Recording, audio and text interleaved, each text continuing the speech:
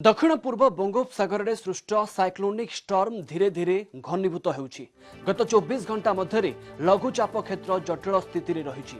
यह चलित वर्षर प्रथम साइक्लोनिक स्टर्म आम्फन रूप नेबारे लागिछि। यार प्रभाव में दक्षिण पूर्व बंगोपसागर और दक्षिण अंडमान सागर में बात्या पाई स्थिति अनुकूल हेबारे लागिछि। आसंता 24 रु 48 घंटा मध्य यह डिप्रेशन रूप नेबार संभावना अछि। पाणीपाग संस्था स्काईमेट्र पूर्वानुमान अनुसार यह उत्तर एवं उत्तर पश्चिम दिग आड़क बढ़ आसंता काली डीप डिप्रेशन एवं मई 17 तारीख में यह साइक्लोनिक स्टर्म रूप नेब। 17 मई में यार मॉडल दुई प्रकार ट्रैक देखा जाउछि।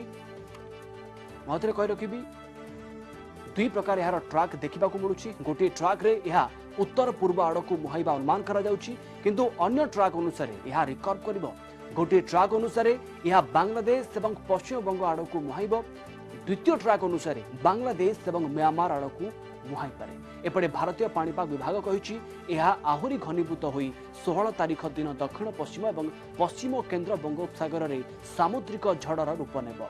यह झड़ 17 तारीख जाए उत्तर पश्चिम दिग को गति करिवो। यह परे रिकर्व होई उत्तर उत्तर पूर्व दिग को गति करबा नै पाणीपाग विभाग पक्षरु पूर्वानुमान करा जायछि। आगामी 5 दिन पाई ओडिशा प्रति कौनसी विपद नाही। लघुचाप अवपात रूप नेबा परे बात्यार शक्ति और गति संपर्क में अनुमान करिहेबो बोली आईएमडी डीजी कहिसथि। तेबे सामुद्रिक झड़ नै कोन रहिछि पाणीपाग संस्था स्काईमेट्र पूर्वानुमान आसंतु सुनिबा। जो इस समय वेदर मॉडल सिग्नल्स दे रहे हैं उसके अनुसार ये शुरुआती समय में उत्तर और उत्तर पश्चिमी दिशा में यानी लगभग इस तरह से आगे बढ़ेगा और यहां पर पहुंचने के बाद अनुमान ये है कि 15 मई के आसपास ये बनेगा डिप्रेशन और उसके बाद 17 मई को यानी 16 मई की शाम तक ये साइक्लोनिक स्टॉर्म का रूप ले लेगा। ऐसे संकेत अब वेदर मॉडल से मिलने लगे हैं और 17 मई तक इसका जो मूवमेंट होगा, इसका ट्रैक होगा, वो दो तरह से दिखाए जा रहे हैं। शुरुआती ट्रैक ये है कि हालांकि शुरुआती 17 मई तक जो ट्रैक दिखाए जा रहे हैं वो नॉर्थ वेस्ट के दिखाए जा रहे हैं। 17 मई को जब ये रिकर्व करेगा उसको लेकर वेदर मॉडल्स में थोड़ा सा संशय है। दो तरह के सिग्नल्स आ रहे हैं, दो तरह के ट्रैक आ रहे हैं।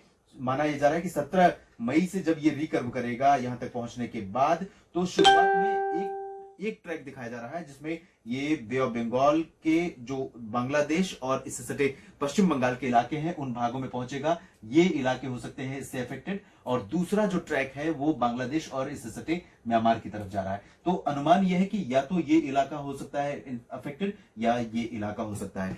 फिलहाल अभी इसको लेकर बहुत सटीक अनुमान लगाना मुश्किल है, लेकिन आपको यह बता दें कि जो हिस्टोरिकल डेटा है साइक्लोनिक स्टॉर्म का अप्रैल और मई के पहले पखवाड़े में बंगाल की खाड़ी के दक्षिण पूर्वी भागों में उठने का, उसके अनुसार आमतौर पर इस समय ज्यादातर साइक्लोन आने के बाद सेंट्रल यानी मध्य बंगाल की खाड़ी से रिकर्व होते हैं और वो बांग्लादेश तथा म्यांमार की तरफ ही जाते हैं। तो ये आमतौर पर देखा गया है, लेकिन ये कहना पूरी तरह से सटीक अभी नहीं होगा क्योंकि आपने देखा होगा कि 2019 में जब इसी तरह से 26 अप्रैल को एक सिस्टम बंगाल की खाड़ी में उठा और धीरे धीरे वो साइक्लोनिक स्टॉर्म बना, फानी के रूप में उसे जानते हैं, फानी के नाम से आप जानते हैं, और वो जब आगे बढ़ा तो पहले यही अनुमान था, यही आशंका थी कि वो बांग्लादेश तथा म्यांमार की तरफ जाएगा, लेकिन उसने बहुत बड़े एरिया को कवर किया था। उत्तरी तटीय आंध्र प्रदेश तथा ओडिशा से लेकर पश्चिम बंगाल और बांग्लादेश तक इन इलाकों को इसने अफेक्ट किया था